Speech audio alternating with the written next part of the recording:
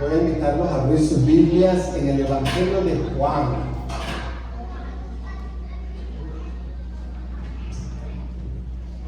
Juan es el apóstol del amor.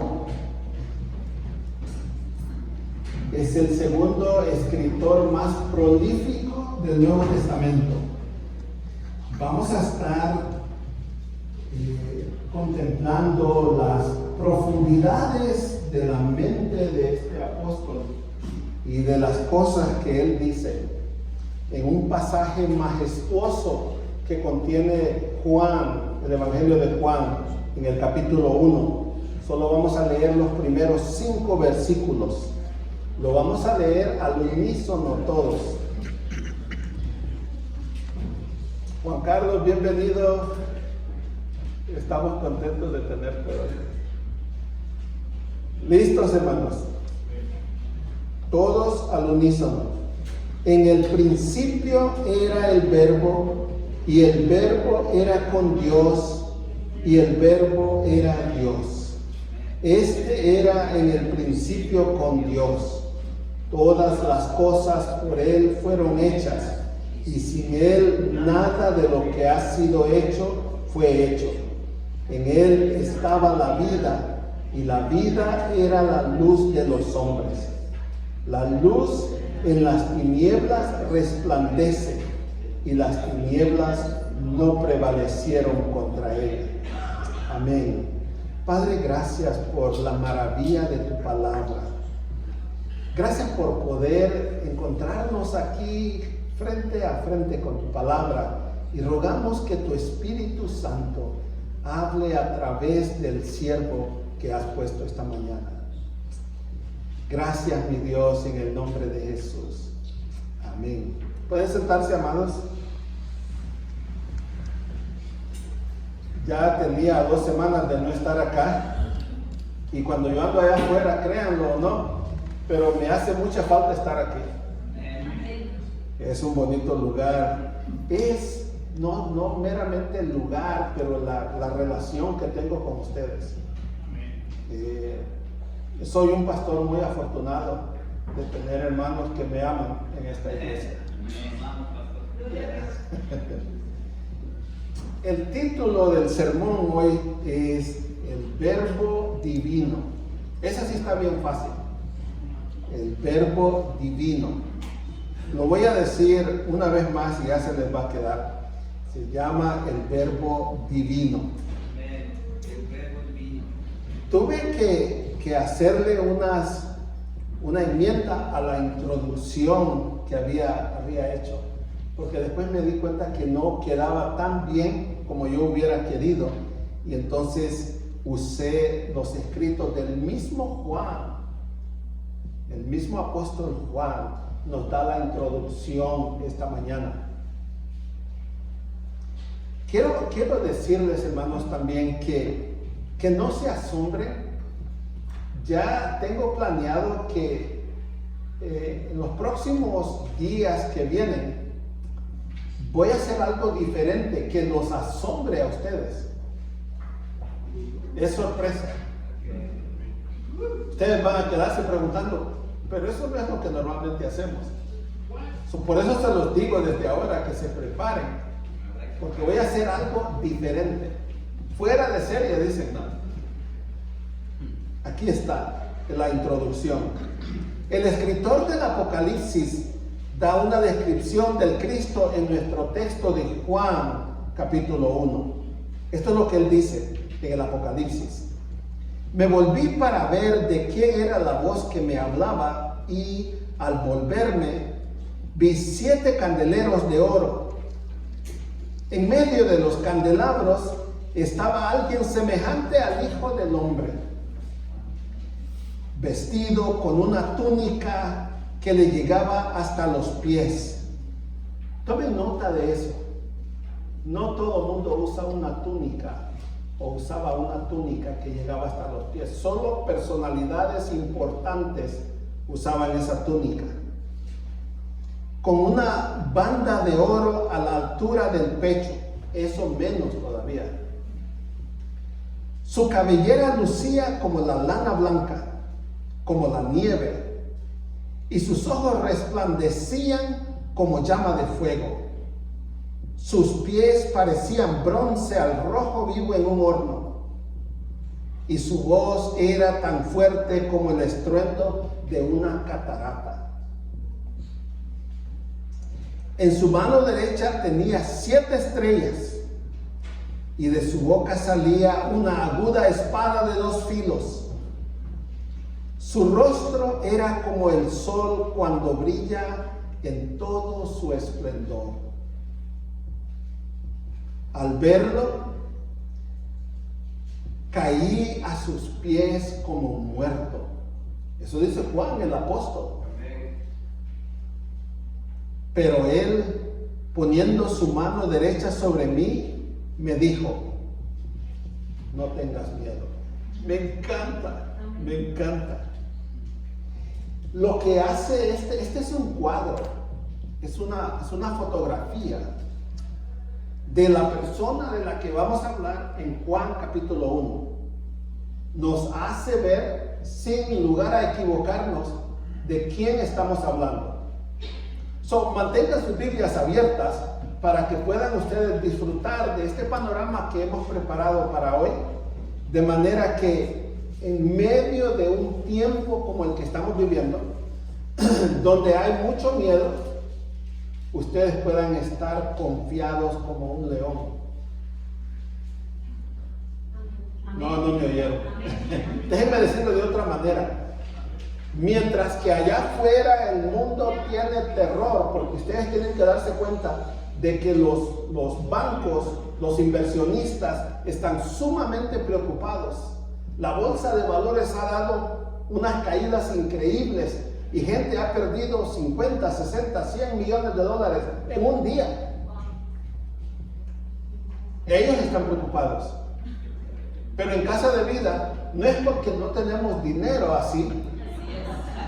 Pienso yo, pastora, pienso yo. No sé, tal vez el sorprendido voy a ser yo. Pero a nosotros no nos preocupan las cosas que le preocupan al mundo, porque nosotros sabemos en quién confiamos. Eso es lo que pienso. Quiero presentarles ahora la proposición. El tema del verbo de Dios, Juan 1 al 2, es supremamente compleja. O sea, ¿cuándo fue la última vez que ustedes escucharon un sermón sobre el verbo de Dios? No se escucha mucho. Es raro. Es un texto bastante complejo, y la única razón por la que yo me atreví a meterme ahí es porque estoy un poco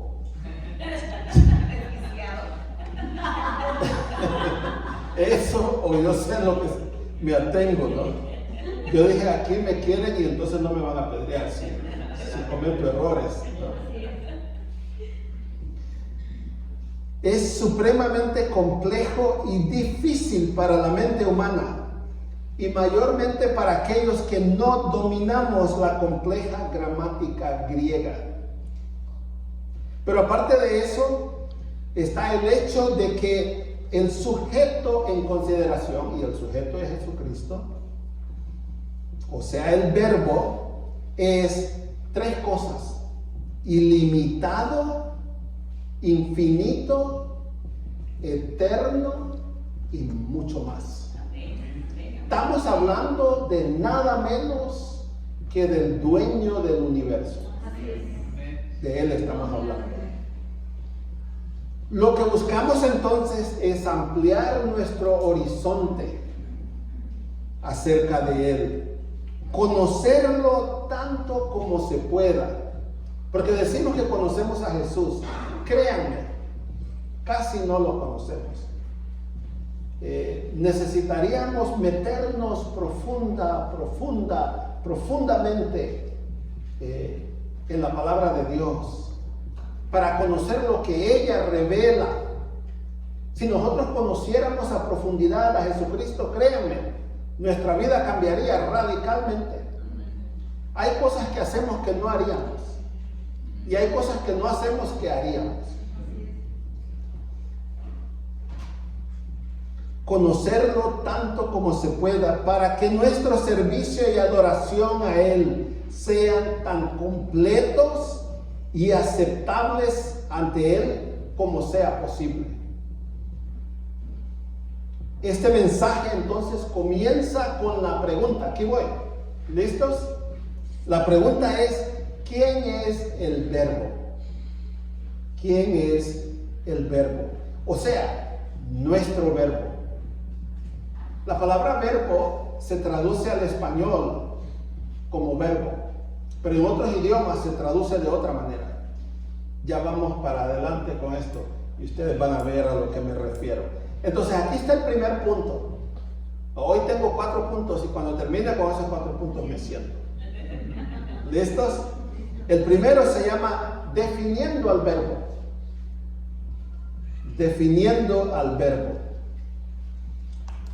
El verbo, y esto voy a hablar bien despacio hoy, porque el material que estoy cubriendo es sumamente importante y no quiero simplemente cometer errores. El verbo es la palabra en español que se traduce del término logos. Logos. La Biblia en inglés traduce esa misma palabra verbo como word, y word es la palabra. Algunas versiones en español ya están traduciendo en vez de verbo la palabra.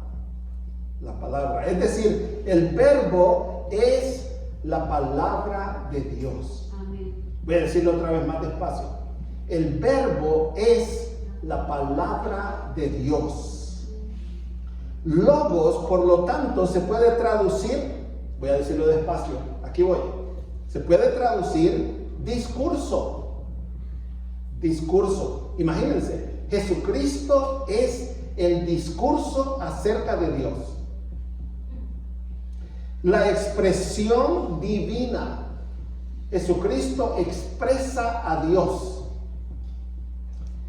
Se traduce Cristo, se traduce noticia, palabra, plática, pleito, predicar, propuesta, pregunta, razón, sentencia, tratado, hablar, etc. Es una palabra rica, inmensamente rica. Es como el petróleo. El petróleo, esa sustancia negra, espesa, de ahí salen un montón de productos. Salen un montón de productos. Es increíble la cantidad de cosas que se hace del petróleo. El nombre verbo, logos, es un nombre rico del que podemos traducir un montón de cosas.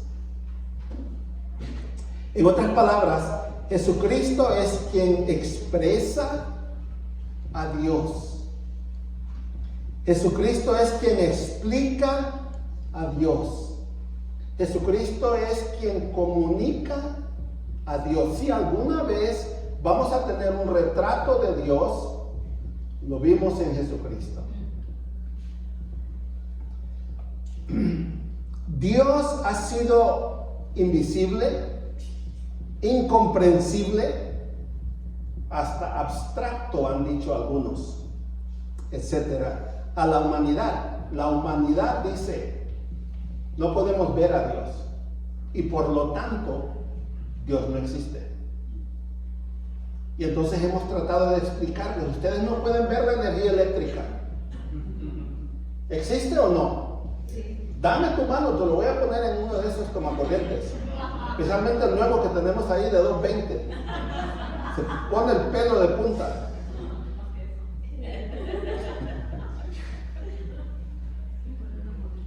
Pero el verbo ha venido para revelarlo, explicarlo y hacerlo comprensible. Los seres humanos ya no pueden decir que Dios no existe. Cuando Jesucristo vino, Él lo reveló. Él lo reveló. Los gnósticos y todos aquellos ateos de los tiempos de la Grecia decían que Dios es un espíritu y que Dios no tenía nada que ver con los seres humanos, porque los seres humanos son pecadores. Y entonces yo decía, ¿pecadores? Sí, son pecadores. Entonces dicen ellos, Dios no puede tener nada que ver con los seres humanos. Entonces, cuando Jesucristo apareció en el escenario diciendo que Él era Dios, los seres humanos dijeron, pero eso es imposible. Dios no puede tener nada que ver con la materia y con los seres humanos que son pecadores. Entonces, ¿cómo es que Jesucristo, estando en un cuerpo humano, dice que Él es Dios, cuando Dios no puede tener nada que ver con la materia o con el pecado? Pero eso es lo que decían ellos. Ellos no habían leído Juan 3:16. A ver, ayúdenme. Porque de tal manera amó Dios al mundo. Hagan una pausa ahí. Esa palabrita mundo se refiere a los seres humanos. Porque hay otro lugar donde dice, no améis al mundo, ni las cosas que están en el mundo. ¿Se contradice la Biblia? En ninguna manera. La palabra mundo en ese texto se refiere al sistema o a los sistemas del mundo. A eso dice Dios, no amen. No hay contradicción en la Biblia. Relación. El principio, ahí en su Biblia está la palabra principio, dice en el principio. La palabra principio se refiere a la creación. Pero el verbo, el logos o Cristo, precede a la creación o existe antes de la creación. Ahora, si yo les dijera a ustedes que antes de que Dios hiciera el mundo hizo a Neftalí, ¿qué dirían?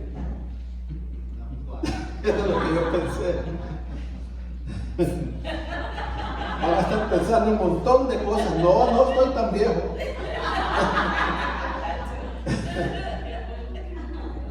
No estoy tan viejo. Y el verbo estaba cara a cara con Dios. Fíjense en su Biblia las cosas que dice acerca del verbo. El significado de estar cara a cara con Dios es que el verbo existía en la comunión más estrecha posible con el Padre y que aquel hallaba supremo deleite en esta comunión. Es decir, Dios, el Padre, se deleitaba con el Hijo desde antes de la creación. Este gozo original se había imprimido tan profundamente en el Logos que nunca se borró de su conciencia, como se evidencia en su oración sacerdotal. Esto lo voy a leer bien despacito. ¿Cuál es la oración sacerdotal de Jesús? Esto es lo que Él dice. Ahora pues, Padre, glorifícame tú para contigo, con aquella gloria que tuve contigo antes, ahí está, que el mundo fuese. A la humanidad le cuesta entender esta clase de lenguaje. Cuando Jesucristo habla, Él habla como jefe. Siempre. Siempre. Y por eso les digo a ustedes, no busquen sugerencias aquí cuando Jesús habla. Porque Él habla como jefe. Él es más grande que un general. Es más grande que un rey. Es más grande que un primer ministro. Él no habla con sugerencias. Él da órdenes. Y es el deber de su iglesia no cuestionar la palabra de Jesús. Él habló y se hicieron las estrellas. Prueben a hacer eso ustedes. Intenten caminar sobre las aguas y se van a dar cuenta de que Él y solo Él es Dios.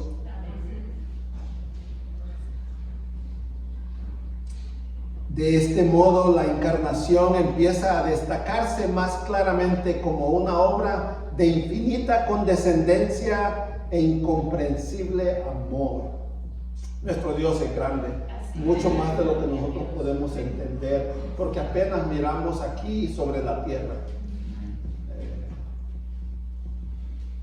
No hay ningún conflicto entre Dios el Padre, el Hijo o el Espíritu Santo. No hay conflicto. Solo hay una bella, armónica y perfecta relación de amor y unidad. Yo necesito leer eso otra vez porque es un llamado a nosotros a la reflexión. Solo hay en la Trinidad una bella, armónica y perfecta relación de amor y unidad.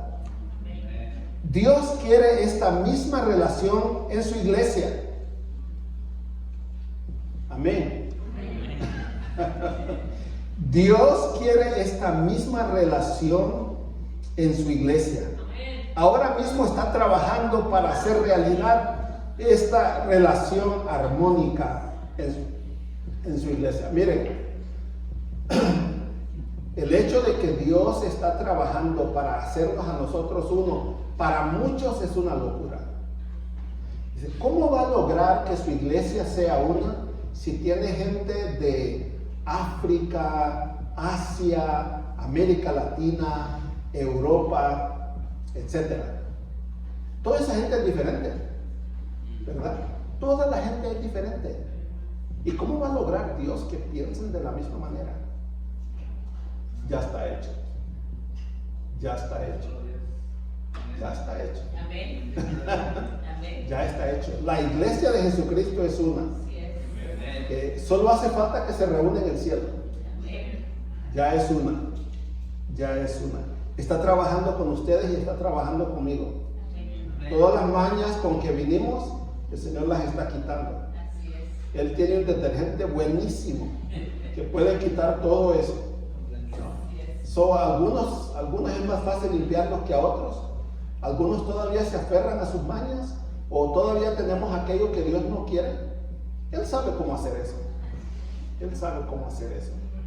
Y si Dios no está trabajando con una persona, es tal vez porque esa persona no es suya.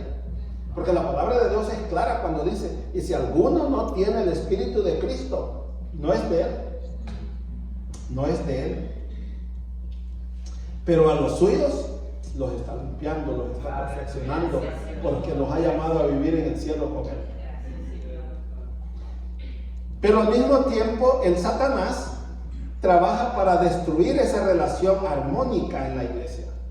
No crean que es tan fácil, ¿verdad? Pero Dios, que se las sabe todas, al final es victorioso. Es victorioso. Para eso usa agentes humanos que le ayuden en sus fines malvados. Es decir, Satanás puede utilizar a cualquiera de nosotros para decir o hacer cosas que ofendan o hieran la conciencia de hermanos y hermanas. Pero Jesucristo existe antes que Él. Y Jesucristo es más poderoso que Él. ¿Por qué Dios no destruyó a Satanás desde el principio? Porque Él sabía que se iba a rebelar contra Él. Pero no lo destruyó. Dice, yo puedo sacar provecho de Satanás. Entonces, dicen los teólogos, el diablo es el diablo de Dios. Él no lo sabe todavía y no se lo vayan a decir, pero el diablo es el diablo de Dios. Cuidémonos entonces de no estar entre los agentes humanos de Satanás. Amén. Amén. Vamos al punto número 2. Distinguiendo al verbo. Ese es el punto número 2. ¿Cómo distinguir al verbo y por qué?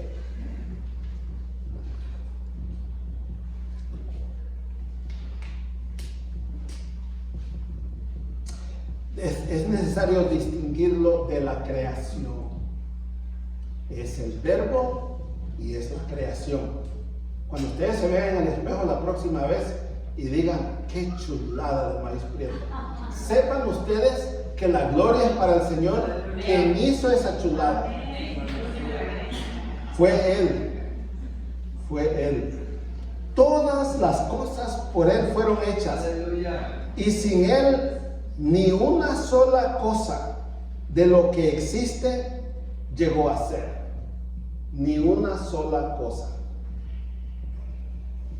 Todas las cosas, una a una, fueron creadas por medio de este verbo divino. Así, la gran verdad de que Cristo creó todas las cosas, puesto que en las obras externas las tres personas cooperan, se afirma en primer lugar positivamente, y desde el punto de vista pasado. Dicho negativamente y desde el punto de vista del presente, se expresa así: y sin Él ni una sola cosa de lo que existe llegó a ser. Ni una sola cosa. Entonces, cuando dicen allá afuera que están buscando un planeta allá afuera como el planeta Tierra para irse a vivir ahí, ya varias personas me han preguntado: pastor, ¿qué piensa de eso? Y yo siempre les digo lo mismo. Pero en mi Biblia eso no se ve. Y si apareciera un planeta a donde toda esta gente que quieren irse pudieran irse, entonces yo pienso que eso haría una especie de contradicción a la realidad bíblica. Porque tendríamos que preguntarnos entonces, ¿y qué va a pasar cuando estos pecadores se vayan para allá a un planeta nuevo como el planeta Tierra? ¿Será que Jesucristo va a tener que seguir yendo a morir por aquellos y por otros planetas que encuentren? Porque se van a llevar su pecado con ellos. Entonces la idea de que hay otro planeta allá afuera como este contradice al Génesis. El Génesis no habla de otro planeta. El planeta Tierra existe para que Dios arregle el problema del pecado aquí de una vez y para siempre. No es posible que se vayan a vivir a otras partes del cosmos, porque el libro de los Hechos dice que Dios les prefijó el orden de los tiempos y los límites de su habitación. Este es el lugar. Este es el lugar, el planeta Tierra. Aquí se hacen resaltar dos hechos. Número uno, que el mismo Cristo no fue creado. Como hay tantas religiones allá afuera que dicen que Jesucristo fue creado. Existía eternamente. Voy a decirlo otra vez. Existía eternamente. Para expresar este pensamiento se emplea 4 veces el tiempo imperfecto. Esto lo voy a hacer despacio. El tiempo imperfecto en los versículos 1 y 2. También está en el versículo 4. El tiempo imperfecto es una acción continua en el pasado. Me encanta eso.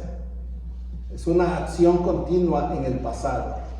Esa es la palabrita era. Lean ahí en sus Biblias.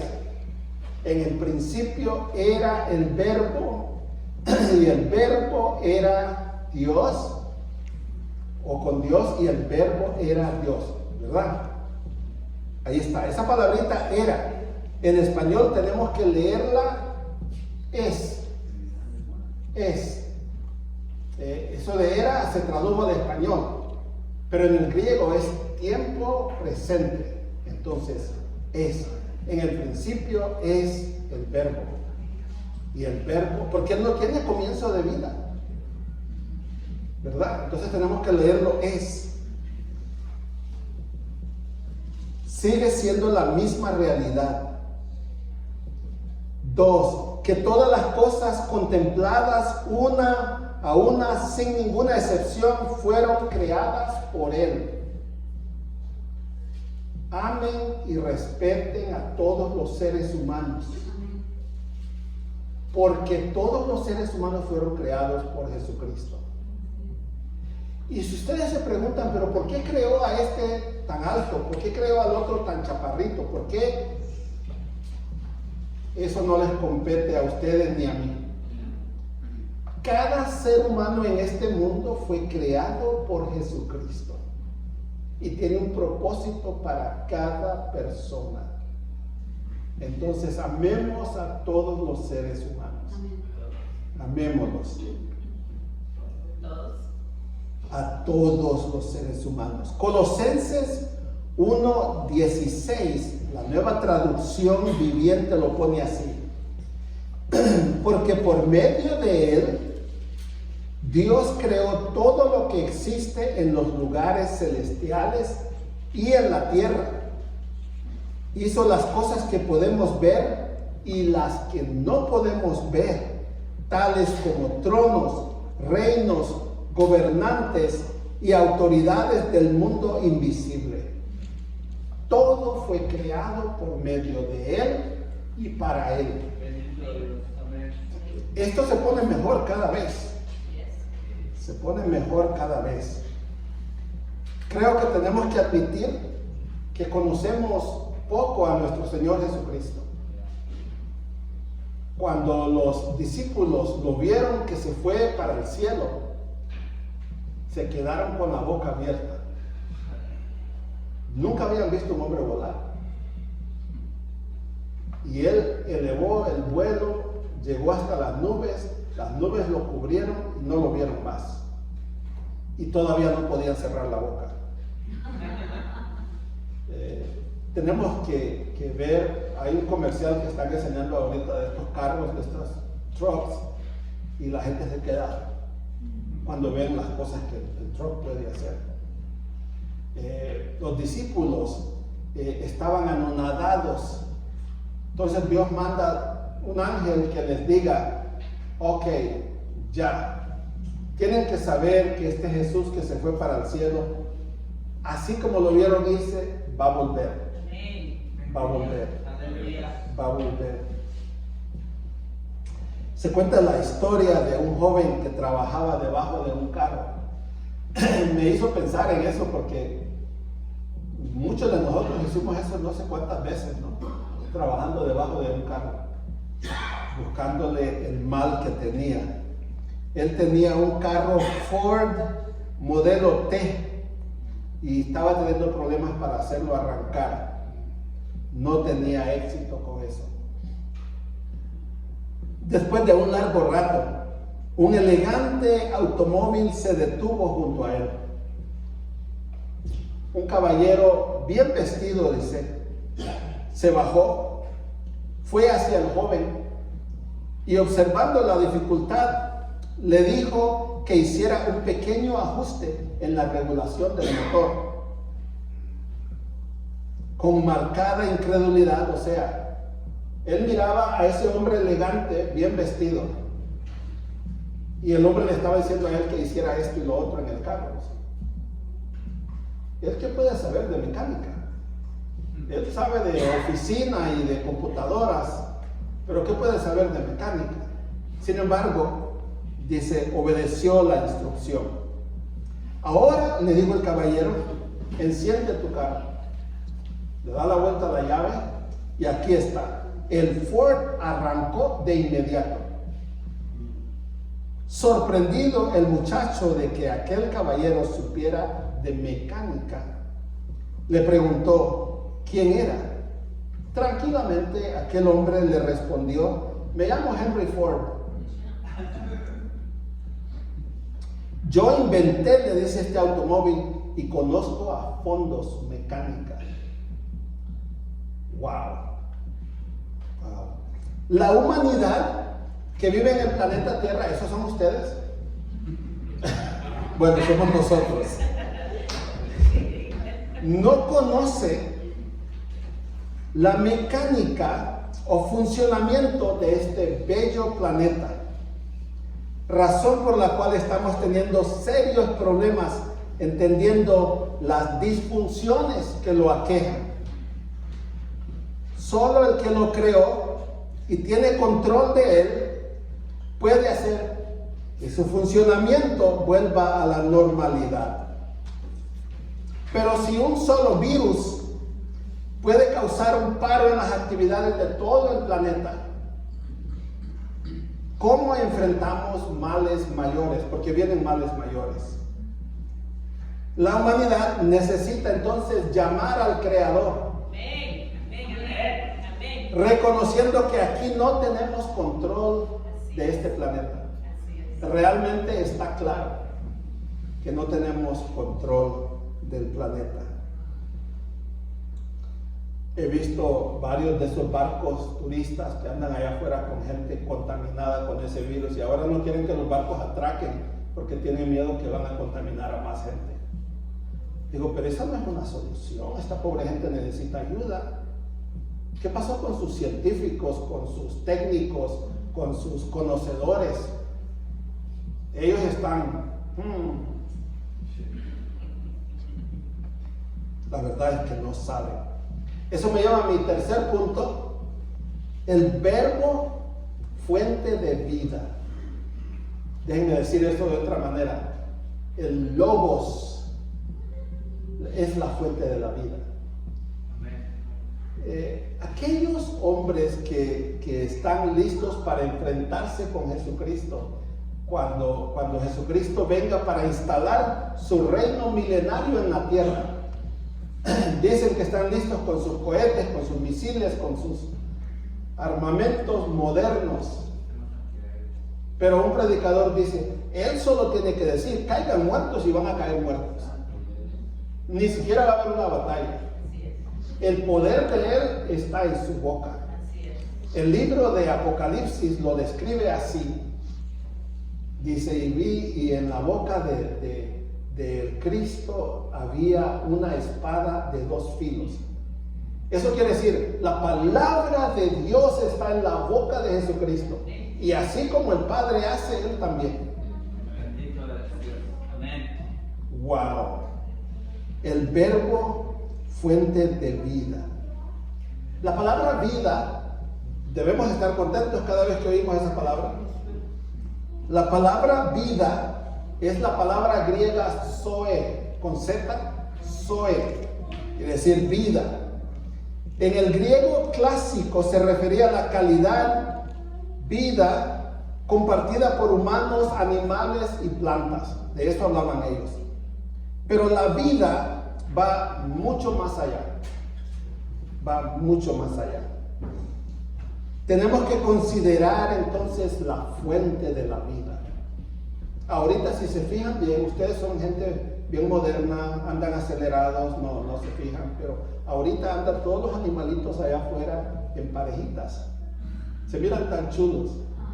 Y de repente, cuando venga abril, ustedes van a ver aquellas parejitas con sus patitos o sus pajaritos, todos en una fila caminando.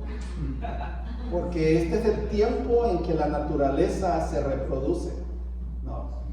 Entonces, el Creador diseñó las cosas así, ¿verdad? El Creador diseñó las cosas así. Él es la fuente de la vida. El nacimiento de un bebé es un milagro porque hay que considerar que nadie llevó nada adentro del cuerpo de la mamá, sino que adentro Dios puso todo. Y se forma un bebé o 2 o 3 adentro de la mamá y nacen sin intervención humana alguna. Nadie puede decir, pues yo le llevé un cerebro, yo le llevé una costilla o yo le llevé nada. Todo se formó ahí adentro. La vida es un milagro. Es un milagro. Nuestro texto dice, en él estaba la vida. Está bien claro ahí, ¿verdad? En Juan 5:26 Jesús dice, y aquí cito, porque como el Padre tiene vida en sí mismo, así también ha dado al Hijo tener vida en sí mismo. Ningún ser creado en ninguna parte del universo puede decir eso, que tiene vida en sí mismo. Vida en sí mismo es prerrogativa de Dios. Tóquense el corazón a ver si está latiendo. ¿Verdad que sí? Muy bien. Pregúntense ustedes a qué ritmo late su corazón. Eso afecta cómo funciona su cerebro. Afecta a los riñones, afecta a los pulmones, afecta a todo. ¿Quién controla todo eso? Ustedes no saben lo que está haciendo su corazón. El Creador es el que controla todo eso. Sí. El Creador es el que controla todo eso. Y en el momento que Él diga, ven para acá, te fuiste, Marcelino.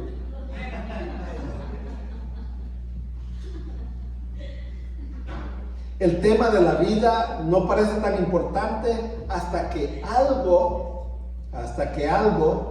amenaza los factores que controlan el funcionamiento del cuerpo. Jesucristo es la fuente de vida.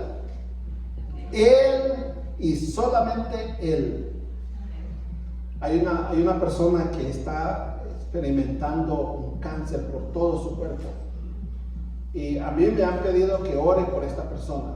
Estoy orando por esta persona. Los médicos ya hicieron lo que ellos podían. Y están limitados. Hasta ahí nomás pueden llegar. Ahora nos han pedido que contactemos a aquel que es el autor de la vida. A ver si otorga una extensión a esa vida. Yo sigo orando.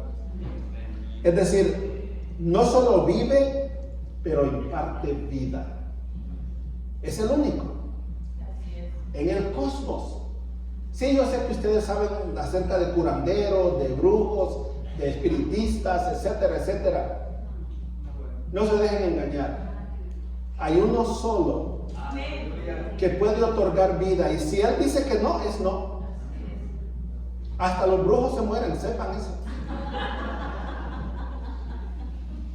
Nada puede vivir si no es por Él o dependiendo de Él. La muerte es el contraste de la vida.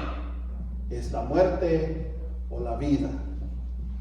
La muerte no es prerrogativa de Dios, sino el resultado de pecar contra Él. Yo creo que estarán de acuerdo conmigo. Es el resultado de pecar contra Dios. Nada se moriría en el planeta Tierra si no fuera por el pecado. Cuando Dios creó el planeta Tierra, lo hizo para que viviera para siempre. La idea de la muerte, sí, existía en la mente de Dios, que ese sería el castigo si alguien le desobedece. Y eso empezó en el cielo y se tradujo a la tierra. Pero Dios no quiere la muerte. Dios quiere que vivamos felices eternamente. ¿No? Entonces, cuando Dios nos traslade al cielo, se acabó la idea de la muerte. Ya no va a existir en nuestro pensamiento que un día nos podemos morir. Vamos a ser eternos. Wow. La vida eterna es precisamente el pecado y la muerte de los seres humanos lo que trajo a Jesucristo a la tierra para ofrecer vida, porque eso era lo que los seres humanos necesitaban. Y ahorita, con la amenaza de ese virus, la esperanza humana está en que alguien, por favor, en algún lugar invente una vacuna.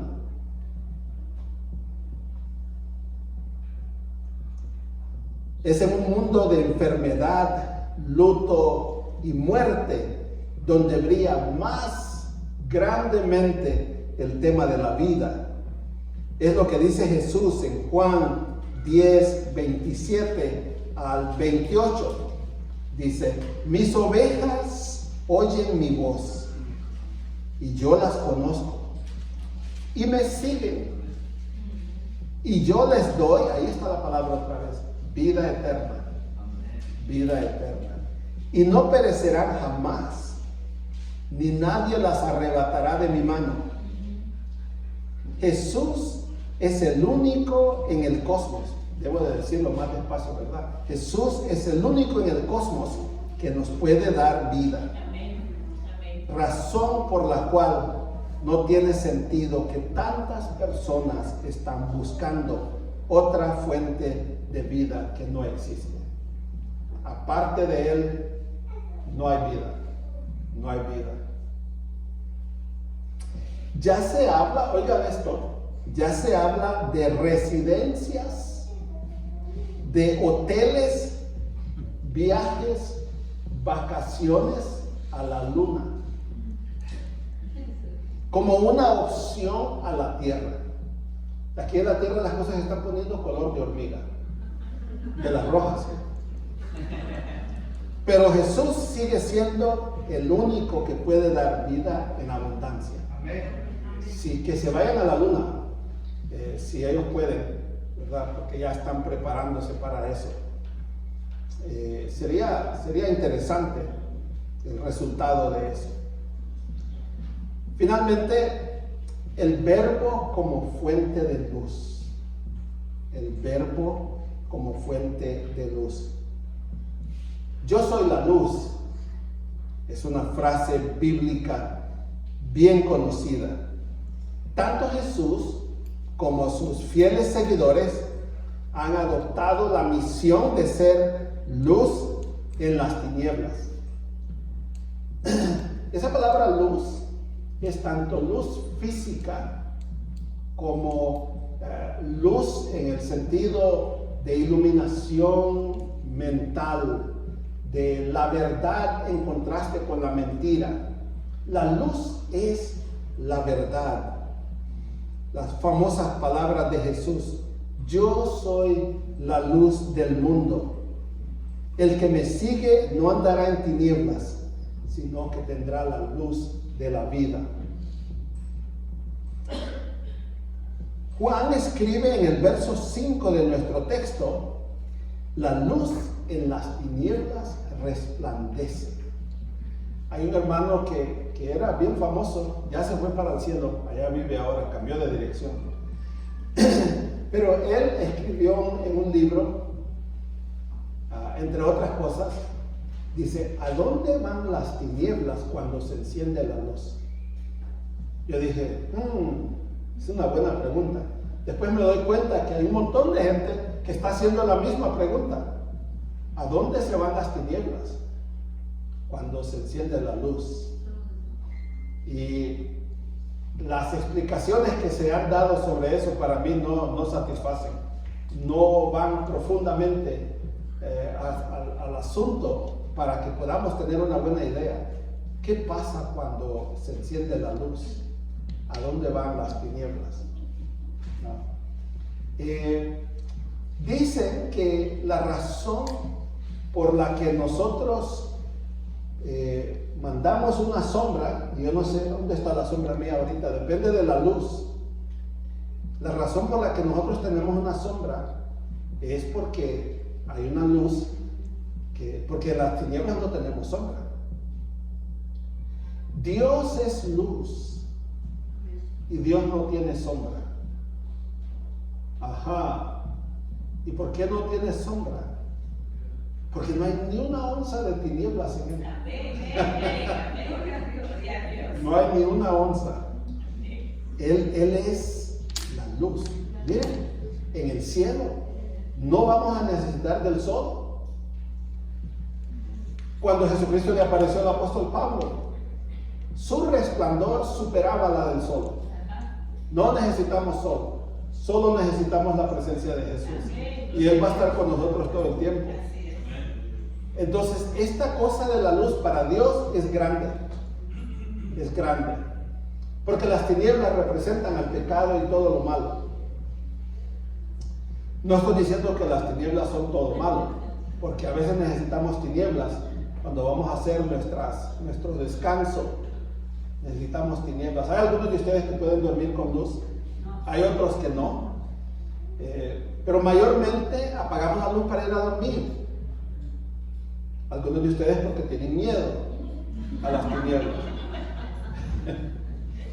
Vamos a ir adelante. La luz en las tinieblas resplandece. Esto es algo muy importante. Y las tinieblas no prevalecieron contra ella. ¿Dice eso su Biblia? Sí. Amén. Hay dos palabritas sobre las que vamos a disertar en un momento. En primer lugar está la palabrita resplandece. Resplandece. Y la segunda palabrita es prevalecieron. Prevalecieron. Quiero entonces mencionar dos características de la luz. La primera, como ya mencioné, es que la luz resplandece. Sabemos que tenemos luz cuando se van las tinieblas, la luz está funcionando. La luz está funcionando. En el pueblito donde yo iba cuando estaba pequeño, porque ahí fue donde nací, era tan oscuro ahí en la noche, pero tan oscuro, que yo decía que se podían tocar las tinieblas. Y a mí y todos mis hermanos y primos nos daba por salir afuera corriendo y regresar corriendo a la casa, porque decían ellos que allá afuera estaba el Cupita. Cupita era uno de esos nombres que se inventan para decir, pues, ahí asusta.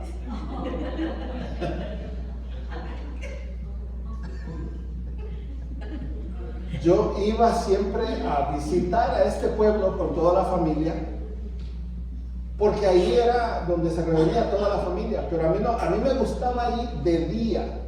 En el día yo andaba contento corriendo para arriba y para abajo con los demás, pero cuando llegaba la noche yo me ponía bien quieto. Mi tío siempre venía y me preguntaba, ¿qué pasó? Ya te hace falta la ciudad, ¿verdad? La luz en las tinieblas resplandece. Ninguno de ustedes querría ir a vivir a un pueblo donde no hay luz ahora, que ya se acostumbraron a la luz. Sabemos la diferencia, ¿verdad? Es mejor la luz. La luz resplandece. Esta característica ha inspirado a las naciones a iluminar todo. Ahora queremos poner luz en todas partes. De tal manera que ahora es difícil mirar el cielo en la noche, porque vivimos rodeados de luz. Entonces hay que volver a un pueblito de esos, donde está bien oscuro, para poder ver el cielo, para ver las estrellas. Se están iluminando calles, casas, carros, barcos, aviones, todo tiene luz. Todo tiene luz. Porque es mejor la luz que las tinieblas. Cada vez se mira más iluminado el planeta Tierra. Mi esposa y yo acabamos de volar de aquí a la ciudad de Dallas, una distancia como de 200 millas. Y en todo ese trayecto no dejé de ver luces. Yo digo, pero entonces ya está iluminado todo. Está iluminado todo. La otra característica de la luz es que la luz prevalece. Así dice en su Biblia, ¿verdad? Que la luz prevalece. Esta es la palabra griega katalambano. Katalambano. Y puede tener tres significados. Primero, quiere decir apoderarse, asir, dominar. Como tal, el verso 5 se podría leer de la siguiente manera. Aquí voy. Las tinieblas no tienen control sobre ella.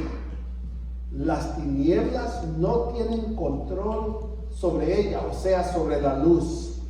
Segundo, percibir, lograr, asir con la mente, prevalecer con esfuerzo mental o moral.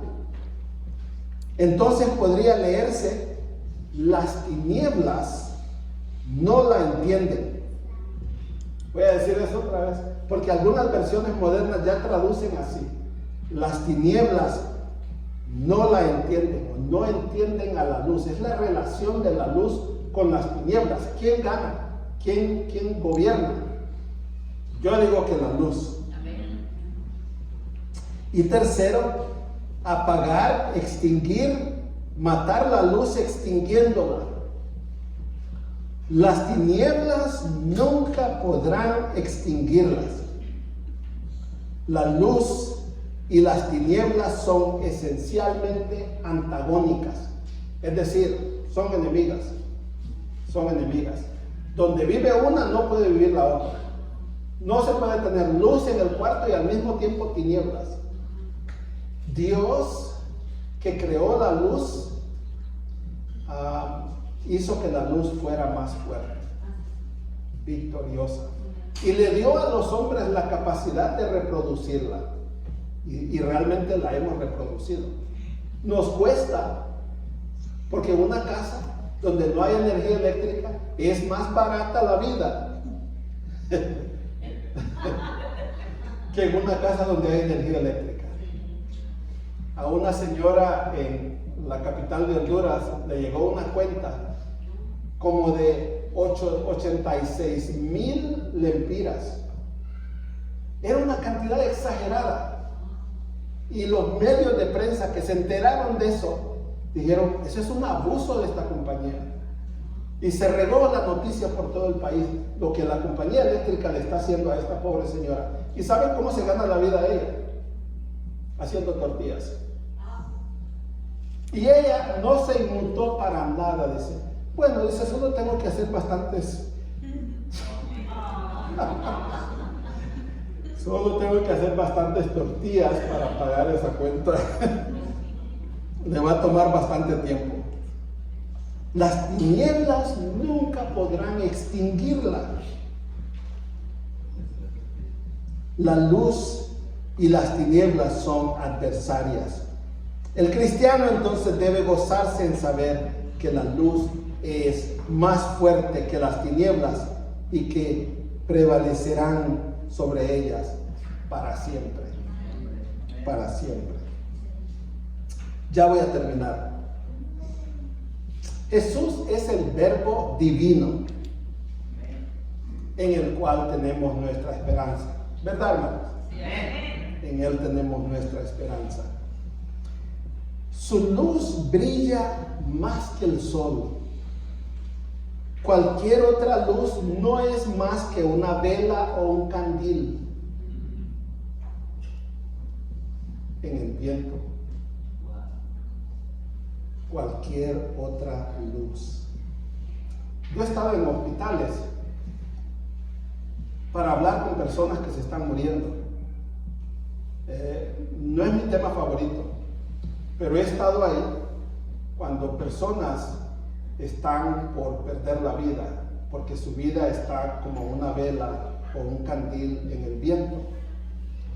Y ustedes tienen que saber que esos son momentos supremamente difíciles, cuando la vida se nos va. Y ese es el momento cuando las personas tienen que decidir, ¿para dónde voy? ¿Qué hay en el más allá? ¿Vive la gente en el más allá? ¿Está consciente la gente? Es porque hay muchos que han puesto su esperanza en que después de la muerte todo se acaba. Que no hay vida, que no hay trabajo, que no pasa nada al otro lado, sino que ya es el acabose. Sin embargo, ante la muerte, los seres humanos reaccionan con aquel miedo. ¿Qué tal si hay vida después de la muerte? ¿Qué tal si lo que dicen esos locos evangélicos es cierto? Y hay tal cosa como un infierno. En fin, hermanos, hay personas con esos pensamientos a los que les cuesta morirse. Están en agonía. A eso se refiere agonía. Están en agonía porque tienen miedo soltarse y morirse. Pero nosotros sabemos, aquellos de nosotros que conocemos a Cristo, que la muerte solo es un paso. Que con nosotros está el autor de la vida. Y que Él no es que nos va a dar, ya nos dio vida. Y Él dice, y no un poquito de vida, pero les he dado vida en abundancia. Ustedes pueden derrochar porque la tienen. Vida en abundancia. Ningún suceso, peste o desastre debe asustarnos o preocuparnos al punto que nos robe la paz. Nada en esta vida debe preocuparnos así. Con nosotros está no solo el Todopoderoso, pero el autor de la vida. El Verbo divino es tanto el que creó todas las cosas como el que las sostiene. Nosotros vivimos por Él. Por Él vivimos. Por Él vive toda la gente. Se asombró la gente cuando le dio de comer a 5,000 personas. Digo, deberían ver la realidad más de cerca. Actualmente le da de comer a casi 8,000 millones de personas, todos los días. Todos los días. Ustedes tienen que ir a países en donde una sequía les ha cortado el suministro y el país sigue vivo. Oh, nuestro Dios es vida. Él es vida. Él es vida. Jesús es nuestro protector. Entonces la pregunta es, ¿a qué le tenemos miedo? ¿A qué le tenemos miedo? De hecho, hay cosas que nos dan miedo. A que suba la renta, a que nos despidan del trabajo, nos da miedo que tengamos un choque y el carro ya no sirva, nos da miedo un montón de cosas. Pero miren, tenemos que llegar a ese punto en que nosotros vivimos confiados como un león. De eso se trata las lecciones diarias que el Señor nos enseña. Todos los días estamos creciendo espiritualmente. Tenemos que llegar a ese punto, a ese momento, cuando no tenemos miedo a nada. Porque con nosotros está el Todopoderoso, el Verbo de Dios, el Verbo divino. Él está con nosotros, y si Él está con nosotros, entonces, ¿verdad? Esta semana los reto, hermanos, a que ustedes vivan con esa confianza. Y que ustedes, porque viven con esa confianza, se la puedan transmitir a personas que están desesperadas. Porque hay un montón allá afuera. Hay un montón. Con nosotros está el Verbo divino. De hecho, termino con esto. Es un pecado para un cristiano tener miedo. Es un cristiano, es un pecado que un creyente viva atemorizado. Decir que confiamos en Jesús y al mismo tiempo tenemos miedo es una contradicción. Es una contradicción.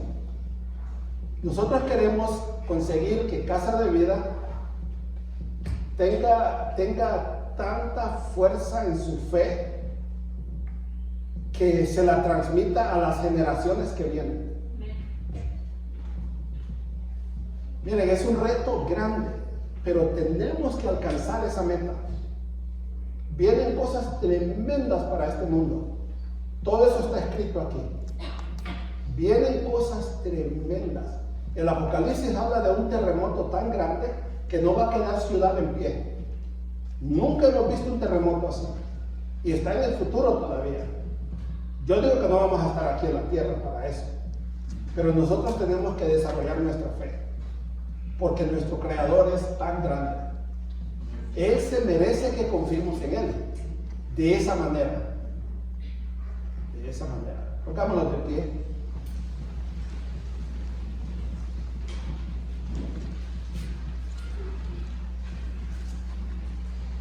Oh Dios, gracias, gracias, gracias, muchas gracias por ser quien eres y lo que nos has hecho ser. Por tu misericordia, Señor, por tu providencia para la iglesia, por tu providencia para este mundo, porque lo sostienes aún en medio de todo el pecado que hay. Oh Rey, ayúdanos a vivir desafiantes. Ayúdanos a expresarte delante del mundo, que puedan realmente mirar que confiamos en ti y que ellos quieran lo mismo que nosotros.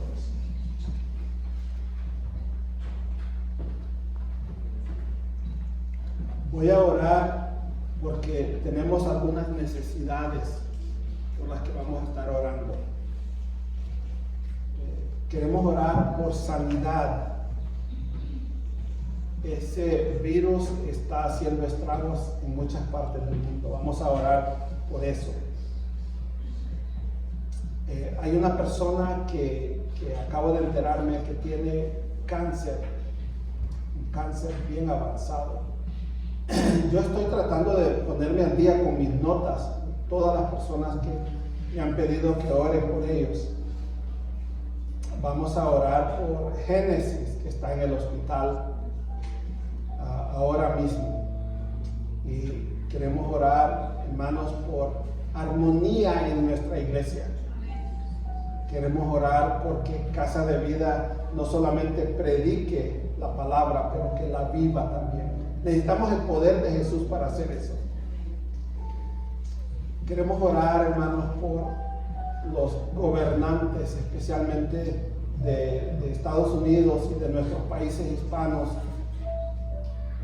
Ellos no hayan que hacer. No hayan que hacer. Nosotros debemos orar por ellos, porque nosotros sabemos que no pueden hacer nada sin que el Señor les dé permiso. Oremos por ellos para que el cielo les otorgue misericordia y gracia. Oh Señor, en este momento queremos pedirte por Génesis en ese hospital donde está. Quiero rogarte, Señor, no solamente por sanidad para ella, pero quiero rogarte por su familia, por lo que está pasando con ellos. Señor, quiero rogarte por estas personas que están enfermas con este cáncer, porque el cáncer se ha multiplicado tanto. Queremos rogarte, Señor, por ellos. Oh Rey amado, quiero rogarte por las familias que están distanciadas, que tienen conflictos. Rey amado, escúchanos cuando oramos por personas tan necesitadas en las calles. Cada vez hay más. Nos preguntamos qué está pasando. Ayúdanos a demostrar un corazón compasivo, Señor, en medio de los tiempos que vivimos. Quiero rogarte, oh Rey, que nos uses como instrumentos para traer paz, para traer un bálsamo sobre aquellos corazones afligidos, desesperados. Quiero orar, Señor, por los gobernantes de los países del mundo que enfrentan tantas cosas sin ti. Dios, dales entendimiento para que puedan mirar hacia el cielo. Padre, gracias por las cosas que están planeadas en Casa de Vida. Danos, Señor, esa sabiduría para hacer aquellas cosas que te agraden y desechar las que no te agradan. Santo Dios, dependemos de ti, confiamos en ti, te necesitamos, Señor. Escucha nuestra oración en este momento. Te lo rogamos en el nombre de Jesús. Amén.